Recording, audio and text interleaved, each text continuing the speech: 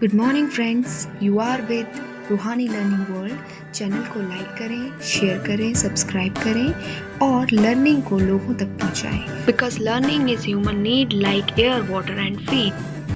In this video, we will learn about the fibers from animals. And there are mainly two types of fiber that we get from animals are silk and wool. So, in this video, we will proceed with the natural fibers that we get from animal fiber, silk. So, before starting silk, let us recall some natural fibers that we get from plants, that are cotton, jute and flax.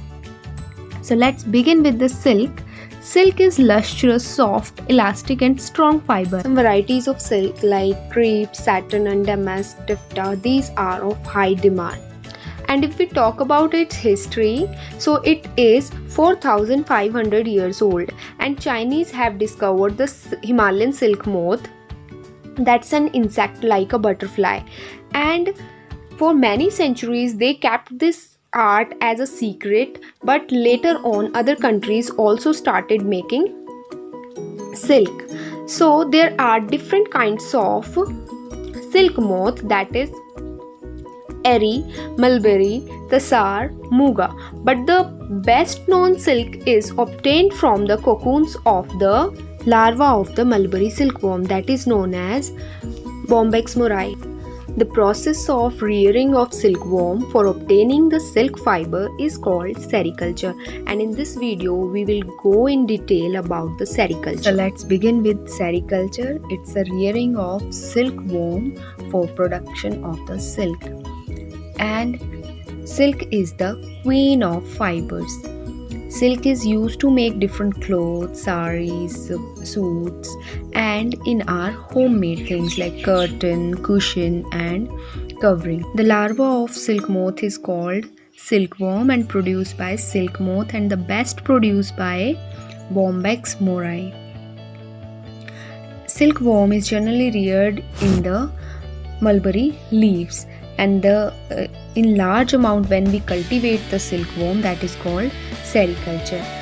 Silk moth lay the eggs, and it's about 200 to 500 eggs it can lay once.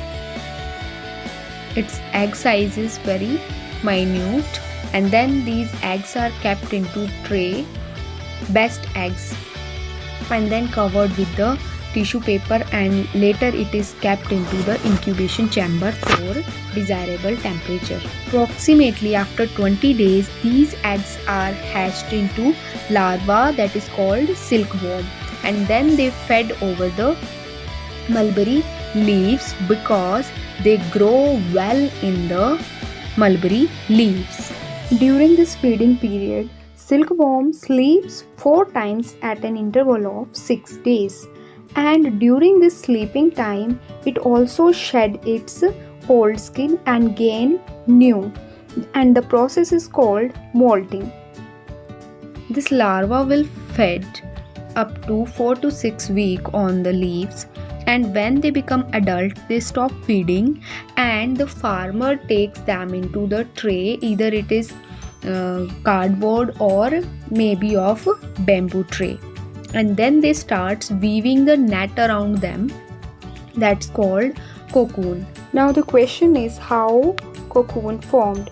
Cocoon is formed of the two proteins mainly, that is secreted by salivary glands of silkworm, that is sericin and fibria. जो sericin है आपकी, it helps like a glue to bind up the threads. जो आपके फिब्रोएंस है, threads है, वो 70 to 80% protein present होती है सिल्क वॉर्म के माउथ में, स्लाइवरी ग्लैंड्स पे. अब जब वो सिक्रीट करता है उनको, then it requires to need bind up. So for binding और for attaching together the threads, that is sericin helps it. Now it forms the cocoon after 3 to 4 days, and then it will change into pupa. Pupa grows inside the cocoon, and cocoon is a protective layer for the pupa. but we hatch it early so that the pupa will not damage the silk. So farmers generally kill the pupa inside.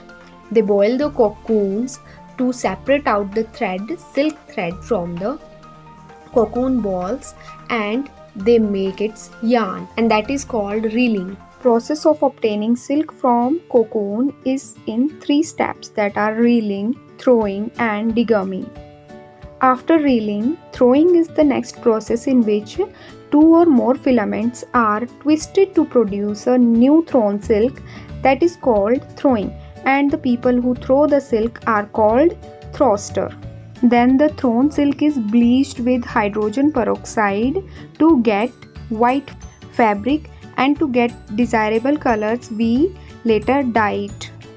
And at last we remove the sericin from the thrown silk, and it is called degumming. We boil the thrown silk with soap and water, and makes the silk soft and lustrous but too much light in weight. So it is soaked into the salt solution of tin, lead and iron, which helps it in increase the weight by absorbing the solution. After this, fibers are wound on bobbin and later on into cloth. The lengthwise wrapping of thread is called organzine, and the crosswise thread is called tram. I hope you all have understood the process of obtaining silk from silkworm. So in next video I will come with my new topic, wool. In that video we will learn about the processing of wool from the animal. Don't forget to like, share and subscribe to my channel. Thank you.